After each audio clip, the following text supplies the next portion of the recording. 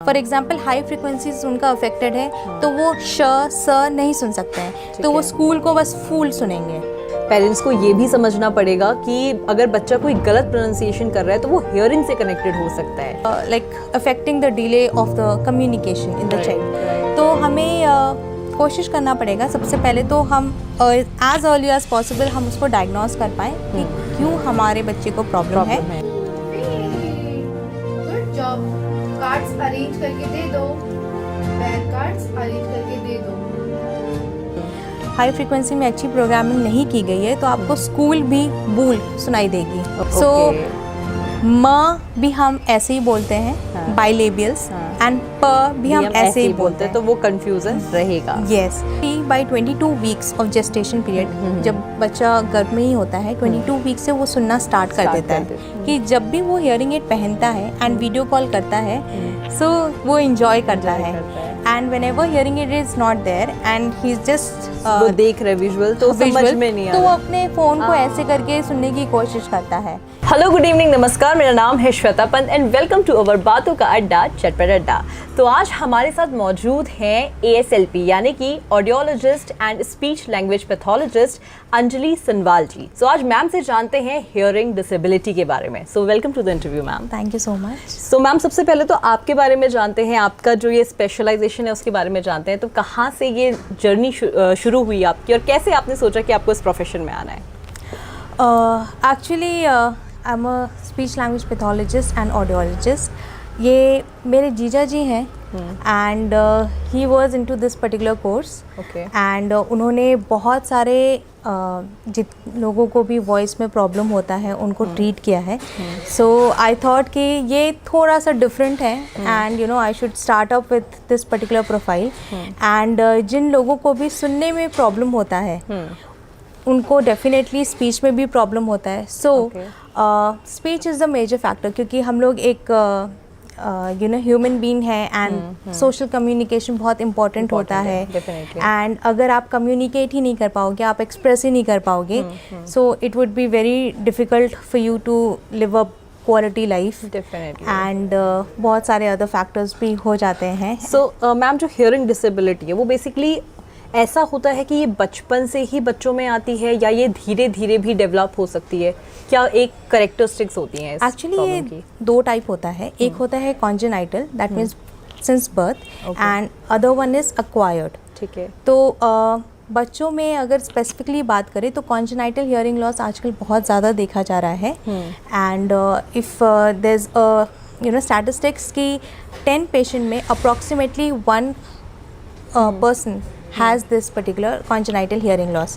And अगर NICU babies हैं so उसमें और भी ज़्यादा ये रेशियोज बढ़ जाता है। सो इन 10 पर्टिकुलर इन्फेंट, ऐसा क्यों? The life style right now हम जो भी चीज़ें यू नो खा रहे हैं या फिर यू नो जिस तरीके से रह रहे हैं, एनवायरनमेंट है, so all these are actually stimulating hearing disorders. कोई भी इन्फेक्शन हुआ, स्पेशली रूबेला इन्फेक्शन हुआ या फिर टॉर्च इन्फेक्शंस होते हैं during the prenatal phase, तो ये सारी चीज़ें स्टिमुलेट करती है फॉर हियरिंग डिसऑर्डर्स। मतलब कि बच्चे की जब माँ के पेट में बच्चा है ड्यूरिंग द प्रेगनेंसी, वहीं से ये प्रॉब्लम्स स्टार्ट हो जाती है। यस, एंड टिल नाउ अभी कोई भी ऐसा यू नो टेस्ट नहीं आया है जिससे पता कर सके कि you know during the prenatal phase only कि बच्चे को हियरिंग प्रॉब्लम है या नहीं है।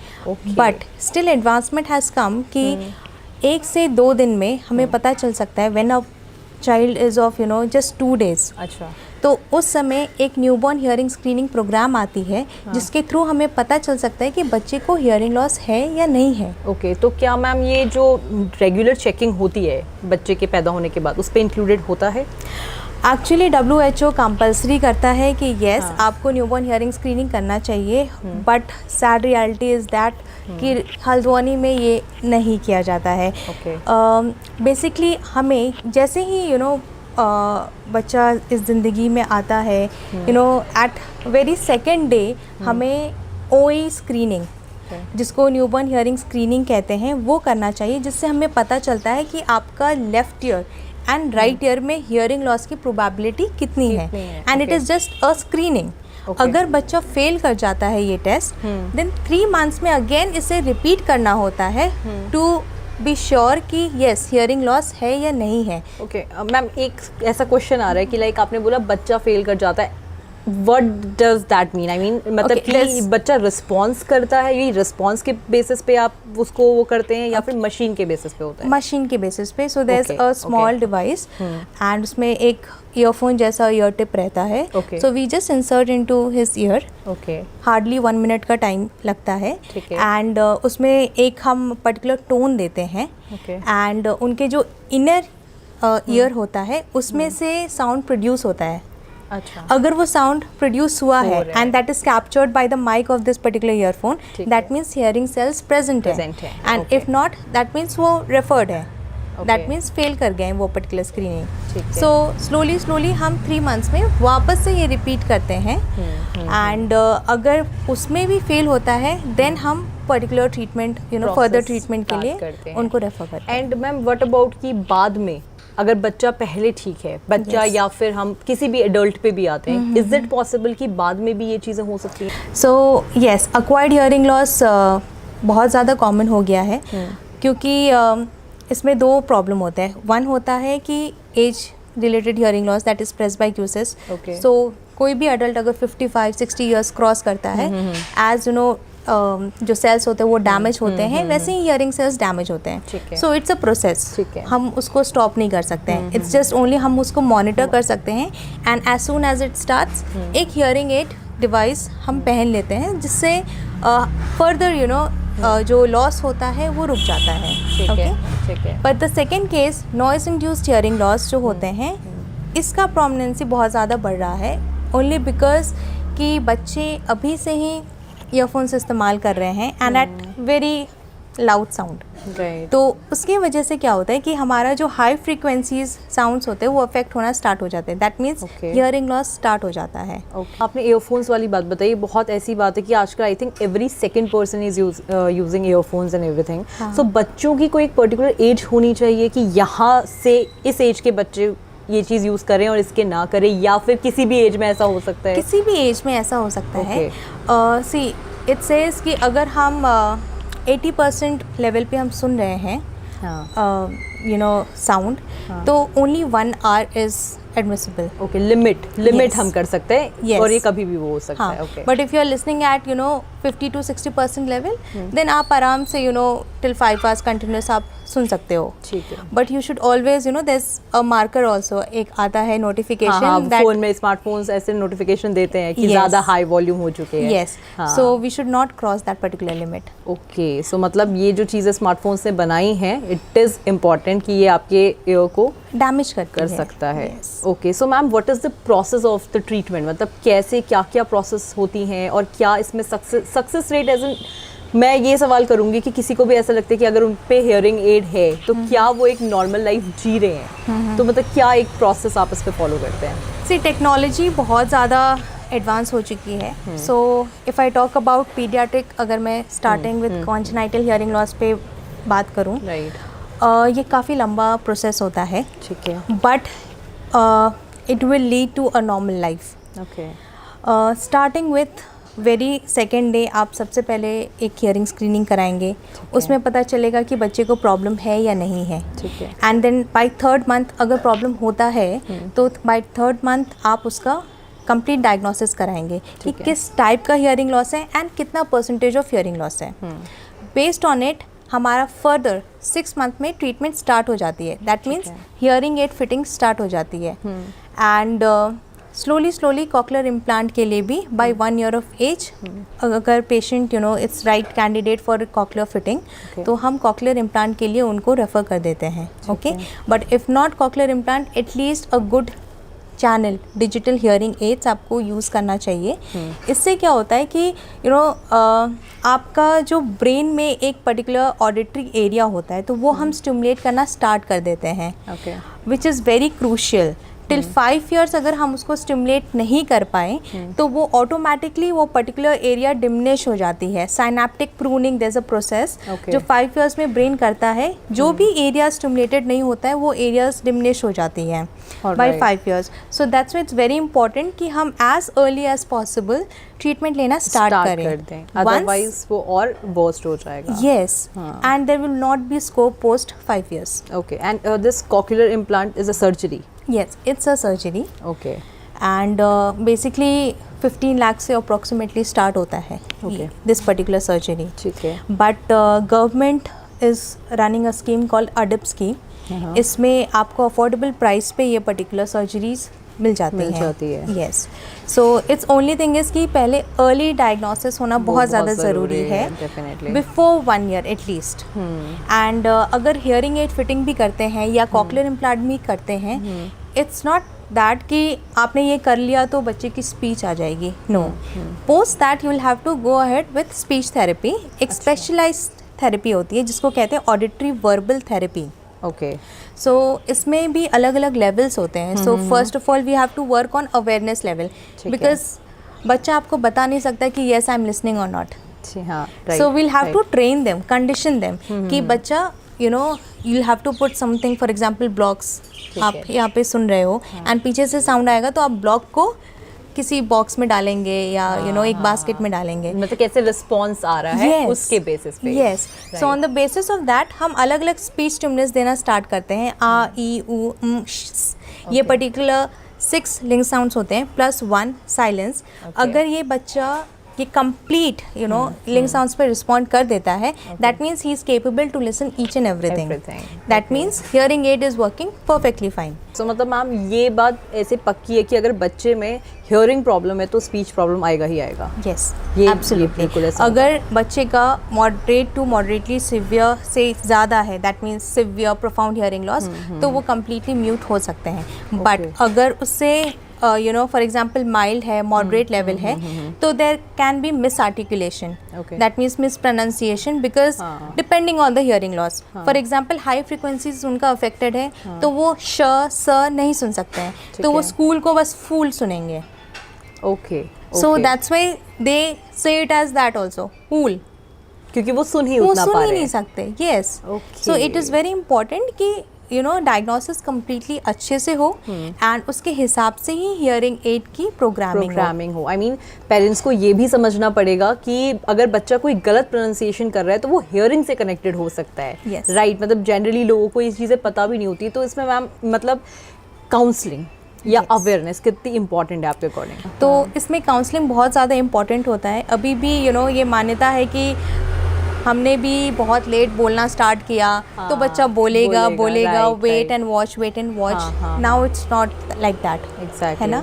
अभी there are so many disorders, hyperactive disorders होते हैं, ऑटिज्म डिसऑर्डर होता है, down syndrome, learning disability, IQ की problem, maybe there some hidden problem. आपको पता भी नहीं चलेगा कि क्या है जो you know which is like affecting the delay of the communication in the child. तो हमें कोशिश करना पड़ेगा सबसे पहले तो हम एज अर्ली एज पॉसिबल हम उसको डायग्नोज कर पाएँ कि क्यों हमारे बच्चे को प्रॉब्लम है. And if it is hearing loss तो स्टार्टिंग से हमें हियरिंग एड पहनना पड़ेगा सो दैट बच्चे का जो ब्रेन में टेम्पलेट्स फॉर्म हो रहा है of each word, it's very clear.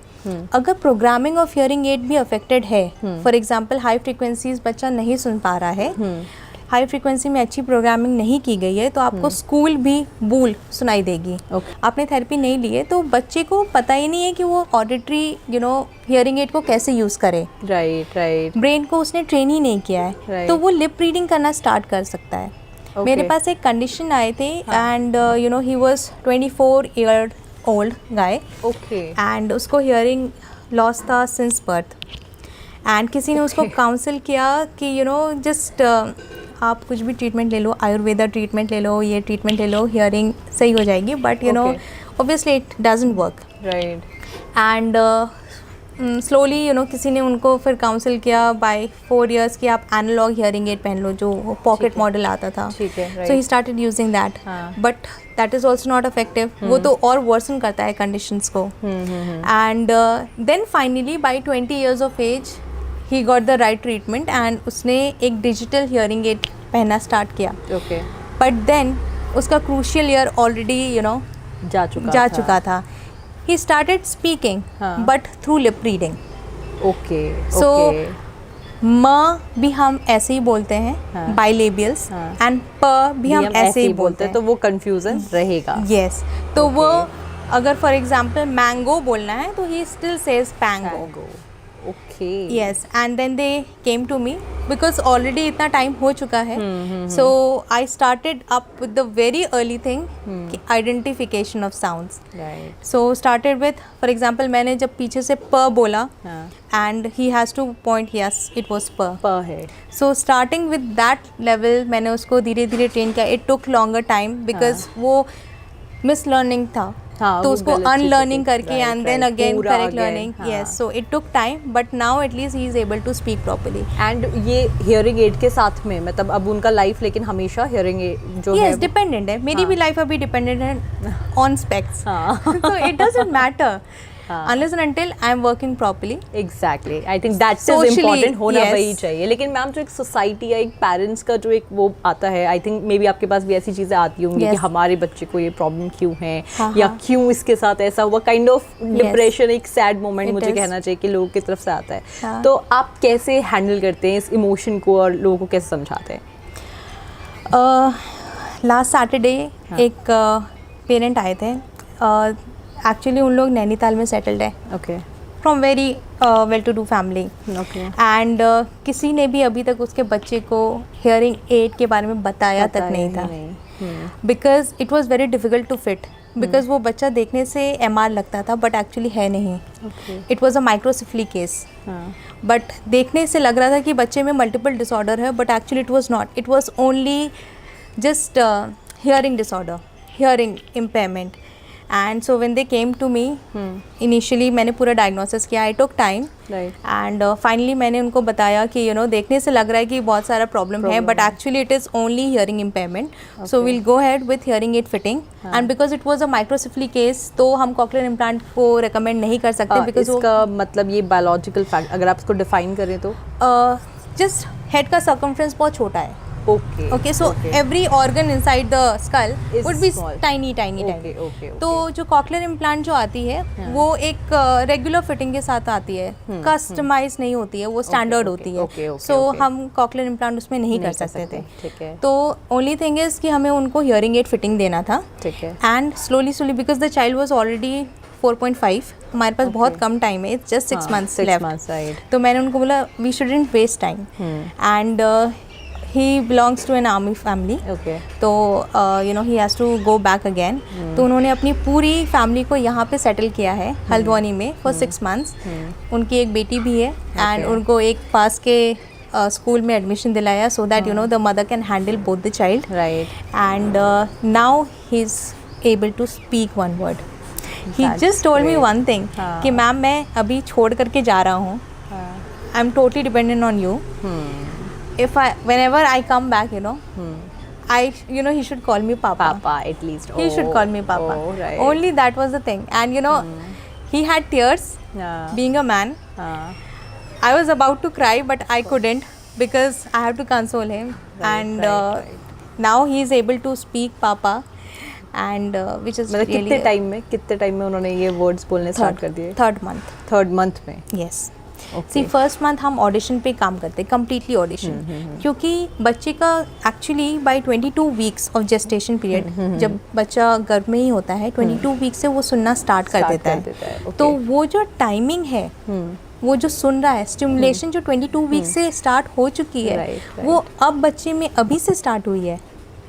So 1 month का स्टिमुलेशन देना बहुत ज़्यादा ज़रूरी है. एंड उसके बाद ही हम स्पीच पे आएंगे स्लोली. अगर मैं हरी अप करूँगी, स्पीच लाने की कोशिश करूँगी तो बच्चा मे बी लिप रीडिंग सीख जाएगा या फिर कुछ लेटर्स ही वो पहचान पाएगा, उसका प्योर ऑडिशन नहीं हो पाएगा. तो ऑडिशन देना बहुत ज़्यादा ज़रूरी है. And yes, counselling plays a major role. Parents का सपोर्ट होना बहुत ज़्यादा ज़रूरी है. दे शुड अंडरस्टैंड कि why audition is very much important. बहुत सारे पेरेंट्स ये भी कहते हैं कि हियरिंग एड वो पहन नहीं पाएगी, छोटी वो है छोटी या है, कहीं वो निकाल फेक सकती है। देगी। हाँ, ये डाउट्स भी होते हैं, राइट Yes. राइट। हाँ And so the counseling thing is कि अगर बच्चा को ये पहनने के बाद वो सुन सकता है, तो वो इंजॉय कर comfortable हो सकता है, जाएगा। He will never throw. Right. So हम you know there is a parent who said कि जब मैं, मुझे पता नहीं है कि बच्चा हियरिंग एड सुन रहा है या नहीं सुन रहा है, बट देन दे सेड कि देयर इज अ स्टोरी कि जब भी वो हियरिंग एड पहनता है एंड वीडियो कॉल करता है, सो वो इंजॉय करता है। And whenever hearing aid is not there and he is just वो देख रहे विजुअल तो समझ में नहीं आ तो वो रहा। अपने फ़ोन को ऐसे करके सुनने की कोशिश करता है। ही गेट्स इरिटेटेड, नहीं मुझे आवाज़ नहीं आ रही है। So that is a fact कि हाँ ही इज एंजॉय कर रहा है। Right right. तो स्लोली पेरेंट्स को यू नो बताना पड़ता है। Definitely. And counselling takes a lot of time. मैं एक पीडियाट्रिक फिटिंग में मुझे बहुत टाइम लगता है करने में, बिकॉज बच्चे अलाउ नहीं करते हैं हियरिंग एड फिटिंग इनिशियली। उनको डर लगता है कि यू नो क्या कर रहे हैं मेरे कान के साथ वगैरह। So it takes really time, but it is very important. Definitely. मुझे पीडियाट्रिक फिटिंग में ज़्यादा इंटरेस्ट है दैन जीडियाट्रिक, बिकॉज पीडियाट्रिक को पूरी लाइफ जीनी है। एग्जैक्टली। सो इफ़ इनिशियली ही अगर वो यू नो एंजॉय नहीं कर पाएंगे, समझ नहीं पाएंगे, later life is already it will worse, be right? totally dependent on others. Definitely. So ma'am, सबसे छोटा बच्चा अभी तक आपके अभी तक के करियर में आपने कितने साल का या कितने महीने का ट्रीट किया है? ट्रीट किया है एक्चुअली, एक पेरेंट मेरे पास 6 months के भी आए थे एंड ही सेड कि मेरा बच्चा अभी कुछ बोल नहीं रहा है, मतलब वो कम्प्लीटली म्यूट था। Okay. So thankfully they came to me. The child was completely you know profound hearing loss, bilateral. Okay. And उनका फिर हमने बेरा टेस्टिंग किया एंड पता चला कि you know profound hearing loss है, and we started up with hearing aid fitting.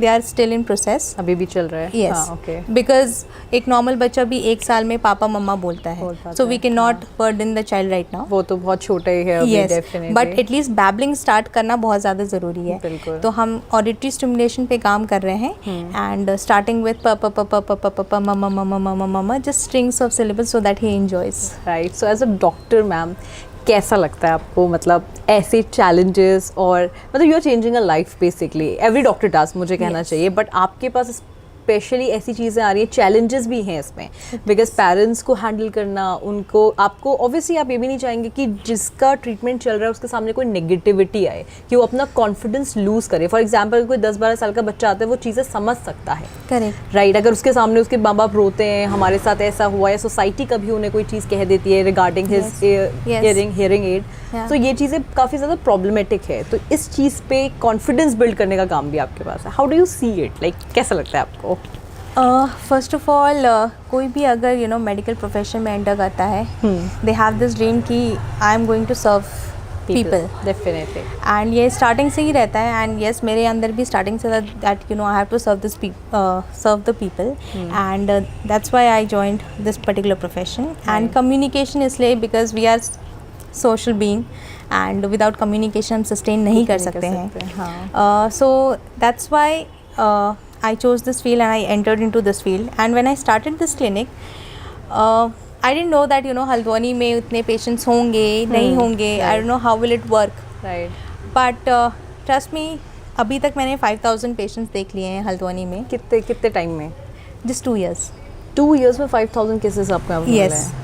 In just 2 years 5000 patient मैंने देख लिए हैं।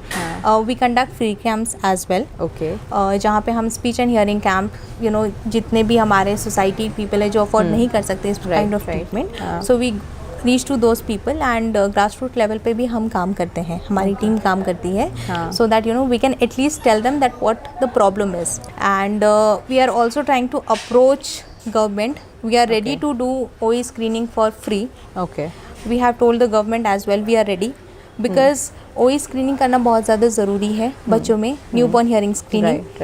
एंड तभी हमें पता चलेगा कि यू नो कितने अभी पर्टिकुलर एरिया में हल्द्वानी में कितना प्रेवलेंस है, कितना इंसिडेंस है हियरिंग लॉस का, and we can work on it definitely. And we are also a research centre, so we are doing a proper research on speech and hearing patients.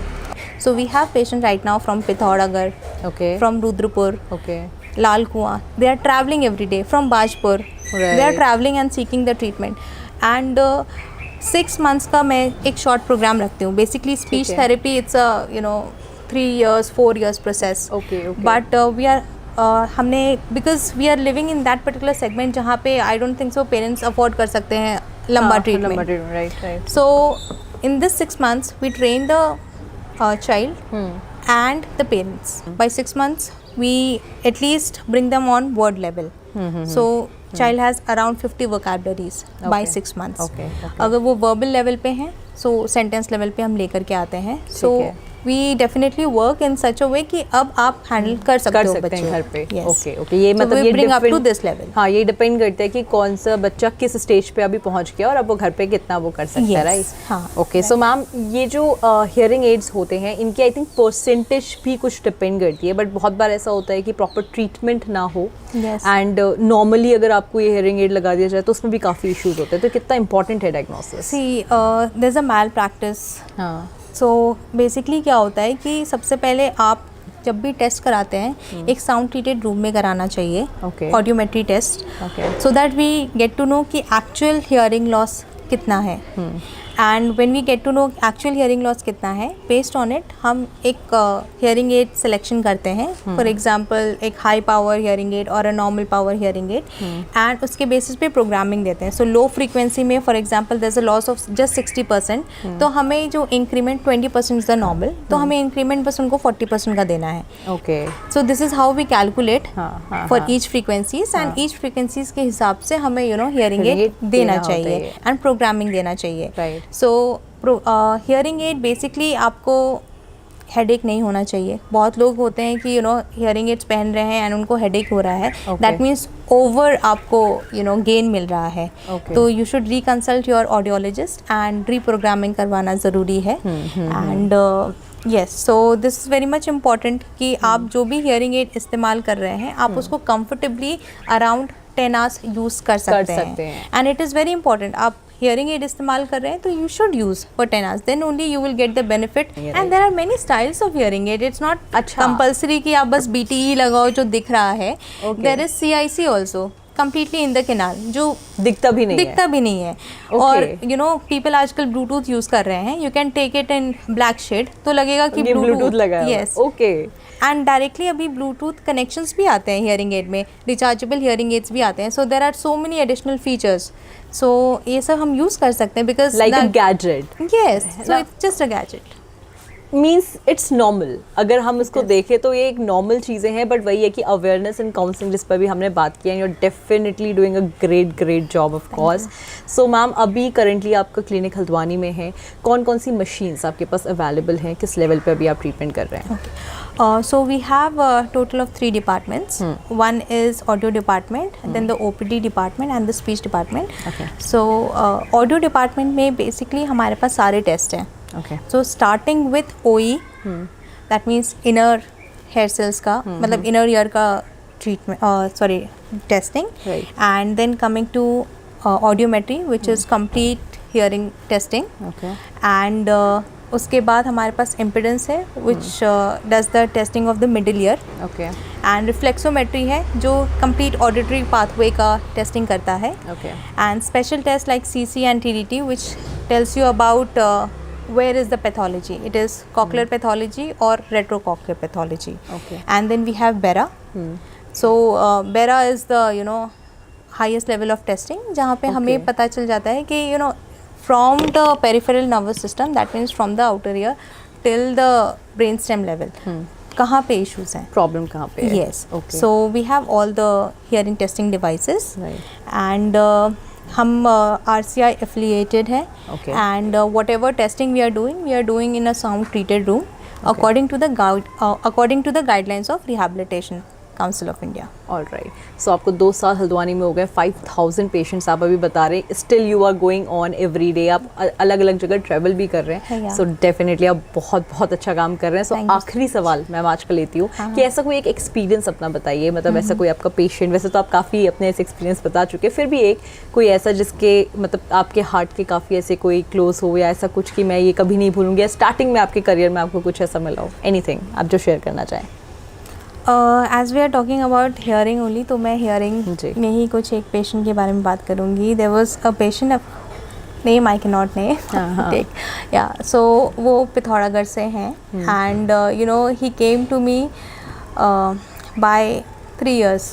Okay, and उन्होंने cochlear implant करवा रखा था, surgery. ठीक है. But you know they took the like उन्होंने confirm करवा लिया था क्या प्रॉब्लम है एंड बच्चे का स्पीच लेवल क्या है and everything.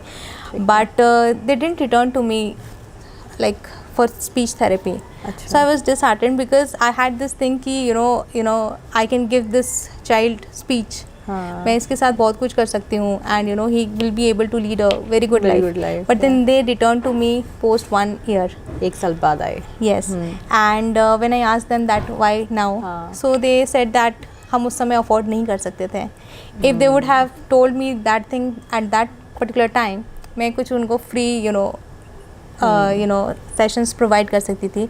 Every Sunday we make sure कि ऐसे कोई भी पेरेंट्स है जो विलिंग है but they can not afford, हम उनको फ्री सेशंस प्रोवाइड करें ऑन संडे, बिकॉज संडे हम ओपन रहते हैं. Okay, so they came, okay fine. So we started up with very starting thing, awareness से हमने स्टार्ट किया. एंड पेरेंट्स उतने एजुकेटेड नहीं थे, बट देन मदर ने अपना पूरा 100% दिया.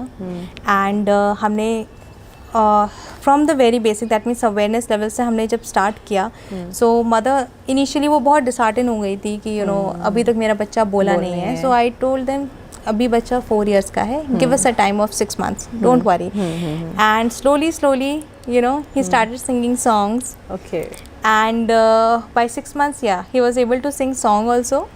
And fluently, he used to have a conversation. He loves that conversation thing. Okay. तो वो जैसे ही he used to enter the therapy center, he used to say Anjali ma'am कहाँ है, अंजलि मैम कहाँ है. Okay, complete sentence also. Yes. Okay, He started okay. speaking sentences because he was a very fast learner. And mother ने भी बहुत effort डाला. Right. See, the thing is we are spending only 45 minutes, but rest जो 24 hours है. Yes.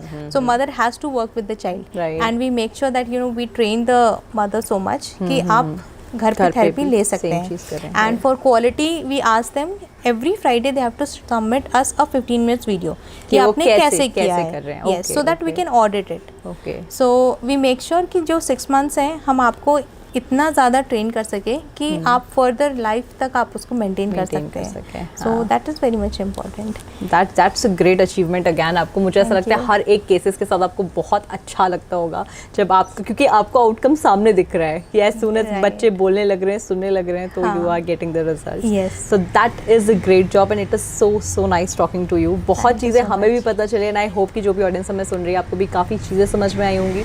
So thank you so much ma'am for giving your time, और बहुत अच्छा लगा आपसे बात करके. एंड मैम का जो क्लिनिक है उसका एड्रेस हम आपको नीचे प्रोवाइड करेंगे. अगर आप ऐसे किसी भी इंसान को जानते हैं जिन्हें ऐसे ट्रीटमेंट की ज़रूरत है तो प्लीज़ कांटेक्ट करें.